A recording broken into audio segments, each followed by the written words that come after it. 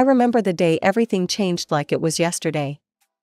I was just 9 years old, sitting at our kitchen table, when Mom and Dad sat down with serious faces I'd never seen before. Dad reached for my hand, his own trembling slightly. "Amber, sweetheart," he said, his voice barely above a whisper. "I need to tell you something important." That was the day we learned about the cancer. I didn't fully understand what it meant then, but I understood enough to know that my world was about to turn upside down. For the next 2 years, our cozy house became a revolving door of doctors, relatives, and well-wishers. I watched my father, once strong and vibrant, slowly fade away.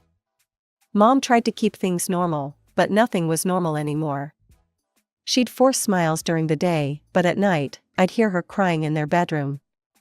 I'd sit outside their door, wanting to go in, but not knowing what to say. When Dad passed away, I was 11. The funeral was a blur of black clothes and hushed voices. Mom held my hand so tight it hurt, but I didn't mind. I thought we'd get through it together. I was wrong. A week after the funeral, Mom sat me down again, this time alone. "Amber, I've been talking to your grandmother," she said, not quite meeting my eyes. "I think it would be best if you stayed with her for a little while. Just until I can get things sorted out." "But why can't I stay here with you?" I asked, my voice small. "I need some time alone, honey, to process everything, to figure out how to move forward." She tucked a strand of hair behind my ear, but the gesture felt hollow. "It'll just be for a few months." Grandma Margaret, Dad's mother, picked me up the next day. She didn't say much during the drive to her house, but I could see her knuckles white on the steering wheel. When we arrived at her modest 2-story home, she helped me carry my bags to the guest room. Over the next few months, Mom would call every few weeks. The conversations always followed the same pattern. "When can I come home, Mom?" "Just be patient, sweetie. Just a little longer." "But I miss you." "I miss you too. But this is better for now. You understand, right?" I didn't understand. Neither did Grandma, though she never said it outright. She'd just press her lips together whenever Mom called, her disapproval clear in the way she'd busy herself in the kitchen, banging pots and pans a little louder than necessary. Grandma made sure I never felt unwanted. She'd cook my favorite meals, help me with homework, and tell me stories about Dad when he was young.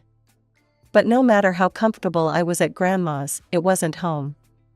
I kept waiting for Mom to come back for me, to want me again. After 6 months at Grandma's, Mom finally came for me. I was doing homework at the kitchen table when I heard a car pull up outside. Through the window, I saw Mom step out of an unfamiliar blue sedan. A man I'd never seen before stayed in the driver's seat. "Amber," Mom burst through the door, more animated than I'd seen her since Dad died. Her hair was styled, her makeup fresh, and she was wearing a new dress. "I've got wonderful news." Grandma appeared from the living room, arms crossed. "Sarah, this is unexpected." "Mom, Amber, I want you to meet someone special." Mom was practically bouncing. "Well, he's waiting in the car. He's a bit shy about coming in, but..." She grabbed my hands. "Amber, honey, I'm getting married. His name is Robert, he's absolutely wonderful. A successful businessman, and he has 2 daughters about your age. You'll have sisters, isn't that exciting?" I looked at Grandma, whose face had turned to stone. "Sarah," Grandma's voice was careful, measured.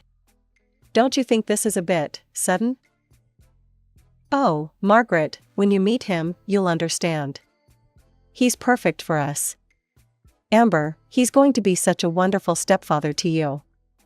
And his girls, Emma and Lisa, they're 9 and 10.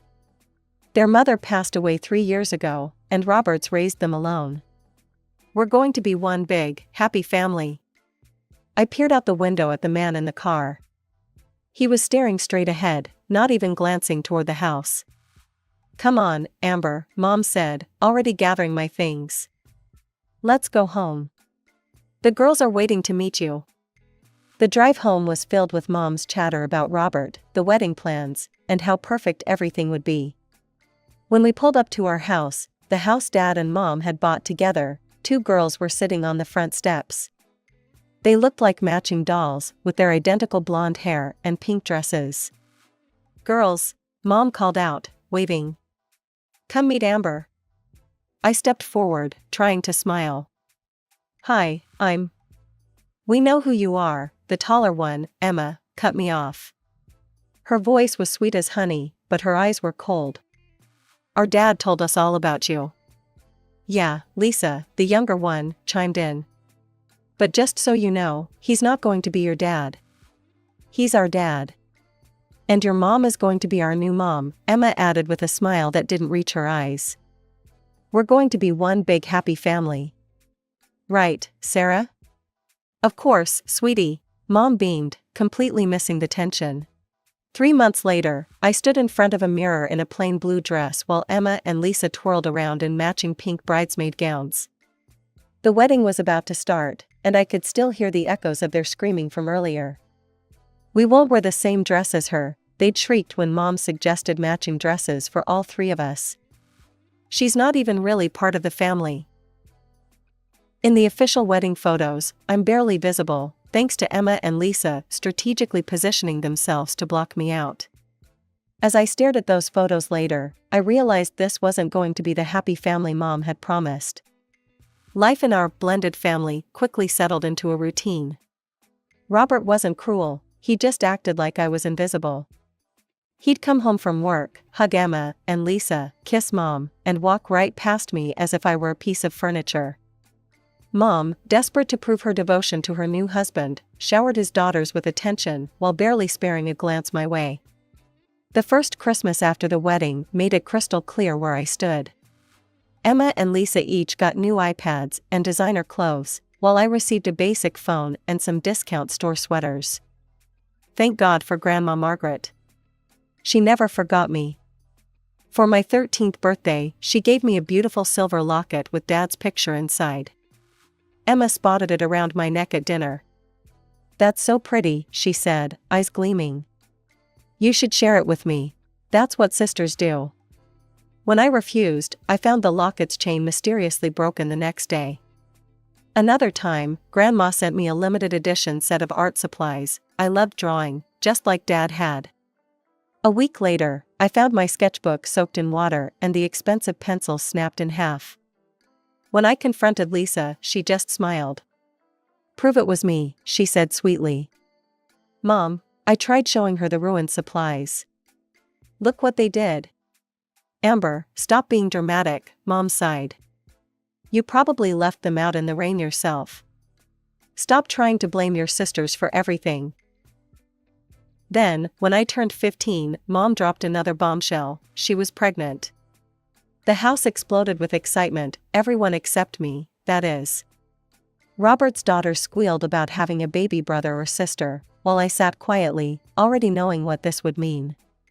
The baby, a boy they named Michael, arrived in spring. 3 weeks after Mom came home from the hospital, they called a family meeting in the living room. "Now that Michael's here," Mom began, not quite meeting my eyes, "we need to make some changes to the sleeping arrangements." Robert cleared his throat. "We think it would be best if you moved in with Emma and Lisa. Michael needs his own room." "No." The word came out before I could stop it. "I'm not sharing a room with them. This is my room. This is my father's house." The room went silent. "What did you say?" Mom whispered. "Dad bought this house," I continued, my voice growing stronger. "He paid for it. You and your daughters moved into our house, and now you want to take my room away?" Robert's face turned red. Emma and Lisa sat with their mouths open, for once speechless. "How dare you?" Mom's voice shook. "How can you be so selfish? After everything we've done for you?" Tears started rolling down her cheeks. "Robert has been nothing but good to you, and this is how you repay us?" "Good to me?" I laughed, but there was no humor in it. "He doesn't even look at me." After that, the house became even more of a prison. Nobody spoke to me at meals. Mom and Robert acted like I wasn't there, and Emma and Lisa didn't even bother with their usual taunts, they just pretended I was invisible. The silence was somehow worse than their cruelty had been. After 3 days of complete silence in the house, I couldn't take it anymore. I picked up my phone and called the one person who had never let me down. When Grandma's car pulled into the driveway, I saw Mom and Robert watching from the kitchen window. As I walked out with my backpack, they didn't try to stop me. If anything, they looked relieved. Life at Grandma's felt like being able to breathe again after years of holding my breath. We fell into an easy routine: breakfast together every morning, homework at the kitchen table while she baked, long talks about Dad and what he was like at my age. 2 months passed quickly. Then one morning, Grandma sat me down with her serious face on. "Amber, I need to tell you something," she said, taking my hands in hers. "I've been talking to your mother. She's willing to give up her parental rights. And I want to adopt you, officially." I stared at her, hardly daring to believe it. "Really?" "Really. It's your choice, of course.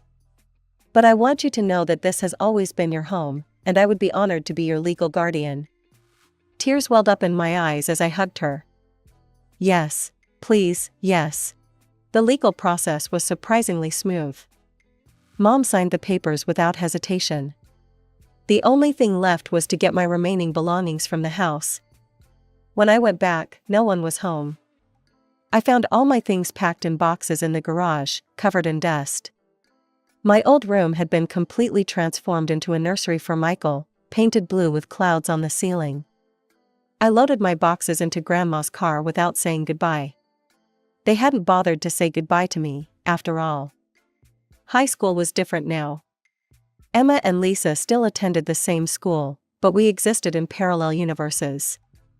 We'd pass each other in the hallways without a glance, like strangers who had never shared a home. Sometimes I'd hear them laughing with their friends, talking about family vacations or weekend plans, but it was like listening to a radio station playing in another room, distant and disconnected from my reality. I threw myself into my studies, determined to make something of myself. Grandma supported me every step of the way, helping me with college applications and encouraging me to aim high. The day my acceptance letter arrived from State University, along with a partial scholarship offer, Grandma was more excited than I'd ever seen her. "I have something to tell you," she said that evening. "I've been saving for your college fund since the day your father died. I wanted to make sure you'd have options." The amount she had saved left me speechless. With the scholarship covering most of my tuition, we decided together to save most of the money for my future. I'd need it someday for grad school, or maybe to start my own life after college. Those first few years of college were transformative. I called Grandma every Sunday, visited during holidays, and finally felt like I was building my own life. My mother, Robert, and their perfect little family became distant memories, like characters in a story I'd read long ago. The call came during my final semester of senior year. "Amber," Grandma's voice was weaker than I'd ever heard it. "The doctors found something." I started making the trip home every weekend after that. Each time, Grandma seemed a little frilier, a little more tired. But she never lost her spirit. "Don't you dare skip any classes for me," she'd insist, even as the hospital machines beeped around her. "I didn't save all that money for your education just for you to play nursemaid to an old woman." When graduation day came, Grandma was too weak to attend. The nurses helped prop her up in her hospital bed, and we set up her smartphone so she could watch the live stream. After I crossed the stage and got my diploma, I looked directly into the camera and blew her a kiss. Later, she told me she'd cried through the whole ceremony. I went straight from graduation to the hospital. For the next week, I barely left her side. We talked about everything and nothing, memories of Dad, her childhood stories, her hopes for my future. Then one quiet morning, while I was holding her hand, she slipped away peacefully in her sleep. Planning the funeral felt surreal. I was choosing flowers and making arrangements in the same house where Grandma and I had shared breakfast just weeks ago. Then, on the day of the service, I saw them. My mother, Robert, Emma, Lisa, and a young boy I barely recognized as my half-brother Michael walked into the funeral home.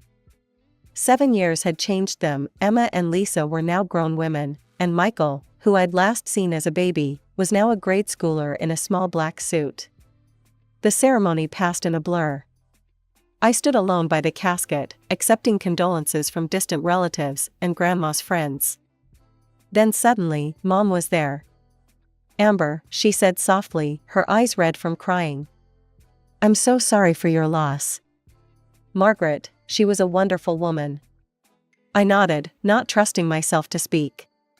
"Listen," Mom continued, twisting her hands together nervously, "I know it's been a long time, but would you consider coming to dinner with us? All of us? We'd like to try to make things right." Looking at her face, lined now with age and grief, I felt the weight of all our unsaid words. "I'll think about it," I managed to say. A week later, after meeting with Grandma's lawyer and learning she'd left me everything, the house, her savings, all of it, I made my decision. Maybe it was time to face the past. The house I'd grown up in looked smaller somehow, shabbier. The paint was peeling, the garden overgrown. Inside, Robert, Emma, Lisa, and Michael were waiting around the dining room table. The awkward silence was broken only by the clinking of silverware against plates.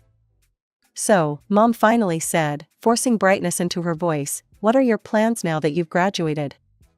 I took a slow sip of water before answering. "I'm staying in town, actually. Going to live in Grandma's house." The flash of satisfaction in Mom's eyes was quick, but I caught it. Something about that look made me uneasy, though I couldn't say why. My degree in business administration landed me a position as a junior executive at Wilson & Associates. The salary was more than I'd ever dreamed of making right out of college, and with no rent to pay thanks to Grandma's house, I was able to save a good portion of my earnings. Mom started dropping by regularly, usually with fresh-baked cookies or a casserole. At first, our conversations were awkward, filled with long pauses and careful words. But gradually, she began opening up about their struggles. The heating bill was so high this month, she'd sigh, or Michael's growing so fast, he needs new shoes again. The first time I offered help, it was almost automatic. Mom was talking about a leaky faucet they couldn't afford to fix. "I have some extra cash," I said, pulling out $200. "Here, get it fixed." The way her face lit up made something warm stir in my chest. After that, it became a regular thing, small amounts here and there for whatever crisis they were facing that week. Then, surprisingly, Emma and Lisa started coming around too. They told me about their jobs, Emma as a receptionist, Lisa working retail, and their struggles to make ends meet. It was strange hearing them talk without any trace of their old meanness. When Mom mentioned that Michael needed a laptop for school, I didn't hesitate. The smile on his face when I gave it to him made all our past history seem distant and unimportant. "You're the best big sister ever," he said, hugging me. It was our first real hug. The real breakthrough came during my business trip to New York. When Emma and Lisa asked if they could tag along, I was hesitant at first, but their excitement was contagious. "We've never been anywhere," Lisa admitted. "Dad always said we couldn't afford it." I booked them economy tickets and found a decent tourist-class hotel in Manhattan. Watching them experience New York for the first time was like seeing the city through new eyes. They took pictures of everything, gasped at the height of the skyscrapers, and couldn't stop talking about how amazing it all was. During our dinner at a small Italian restaurant in Little Italy, Emma raised her glass of house wine. "To family," she said, and for the first time, the word didn't feel wrong. Back home, our regular dinners became a tradition. Mom, Emma, and Lisa would always insist on choosing budget-friendly restaurants, and they never ordered anything expensive. They seemed genuinely grateful for everything, no matter how small. Mom's call came on a Tuesday afternoon, just like any other. I was reviewing work documents when my phone lit up with her name. "Hi, sweetie," her voice was warm, familiar. "How are you doing?" We chatted about nothing in particular, Michael's school performance, Emma's new haircut, the usual family gossip. Then, just as we were wrapping up, she added, "Oh, by the way, honey. I hate to ask, But could you maybe transfer $200? The car needs some minor repairs. Sure, Mom. I'll send it right now. You're an angel, Amber. I love you so much. I was about to hang up when I realized the call hadn't ended. There was rustling on the other end, then voices growing clearer. Mom must have thought she'd pressed the end button. Did she fall for it? That was Emma's voice, followed by a laugh I hadn't heard since high school, sharp, mocking. Of course she did. Mom's voice had changed completely, dripping with contempt. She always does. Little Miss Successful with her fancy job and her inherited house. God, I'm so tired of pretending to like her, Lisa groaned. Did you see what she was wearing at dinner last week? That awful blazer? She thinks she's so much better than us just because she went to college. They all laughed, Mom, Emma, and Lisa. Then I heard Robert's voice join in. You're doing great, honey, he told Mom. Keep it small for now. We don't want to spook her. I know, Mom replied. We have to play it smart. Small amounts here and there build up her trust. Once she completely lets her guard down, then we can really start asking for more. She's loaded now, that house, her savings, her salary. We just need to make sure she spends it on us instead of herself. It's not fair, Emma whined. Why should she have all that money? We deserve it more than she does. Of course you do, sweetheart, Mom said. You and Lisa are twice the daughters she ever was. Don't worry, we'll get what's ours. She's too stupid to see what's really going on. Always was, just like her father. I ended the call with a single press of my finger, but their laughter kept echoing in my ears. The family I thought I'd finally found had never existed. It had all been an elaborate performance, with me playing the role of the foolish benefactor. The next morning, Mom's number flashed on my phone screen. Amber, honey. We're having a special family dinner tonight. You'll come, won't you?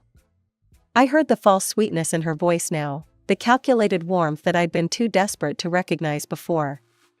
Sure, Mom. What time? 7 o'clock. Everyone will be there. When I arrived at the house, they were all waiting. Mom had made my favorite lasagna.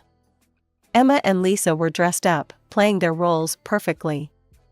Even Michael seemed to have been coached to be extra affectionate. Amber, Mom rushed to hug me. You look tired, sweetie. Work keeping you busy? I returned her hug mechanically, noting how she exchanged quick glances with Robert. Throughout dinner, they kept up their performance, asking about my job, laughing at each other's jokes, playing the perfect family. I watched them like I was seeing a play, noticing every forced smile, every calculated gesture. Finally, as we were finishing dessert, Mom cleared her throat. Amber, honey, we actually wanted to talk to you about something important. She reached for Robert's hand, their practiced move for serious conversations. The house, well, we've had some structural issues come up. The foundation needs urgent repairs. We've gotten estimates, Robert added, trying to sound fatherly. It's going to cost about $10,000. Mom leaned forward, her eyes wide and hopeful. We hate to ask, but since you're doing so well. I smiled, and I saw Mom's face light up with triumph. She thought she had me. No. The word fell into the silence like a stone into still water. What? Mom's smile faltered. I said no. Not 10,000, not $10. Not another cent. Emma and Lisa exchanged confused looks. Robert sat up straighter. But honey, Mom started, we really need.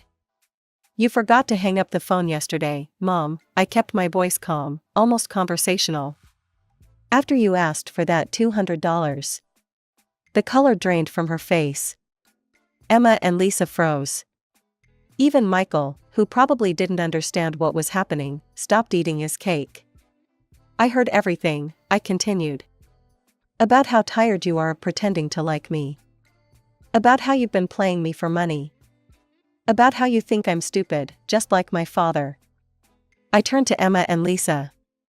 About how you deserve my money more than I do. We were just joking, Lisa burst out.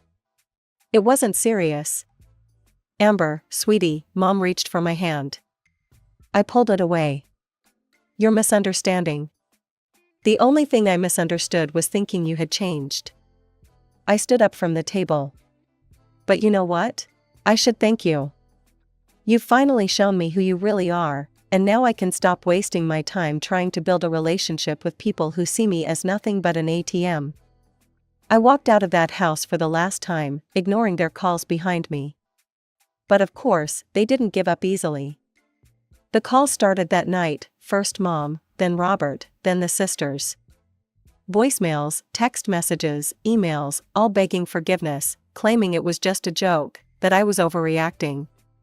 When I blocked their numbers, they started showing up at my house, knocking on my door at all hours. I knew I needed a clean break. The next morning, I walked into my boss's office. Janet, remember when you mentioned expanding the New York office?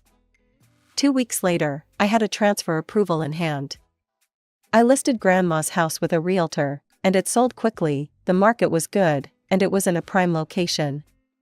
I found a beautiful apartment in Manhattan's Upper West Side, with big windows and a view of the park that would have made Grandma smile. Sometimes, on quiet evenings, I think about them, Mom, Robert, Emma, Lisa, and little Michael. I hope Michael grows up to be different from them. But I don't regret my decision. I learned that family isn't about blood or legal documents. It's about love, real love, not the kind that comes with price tags and hidden fees.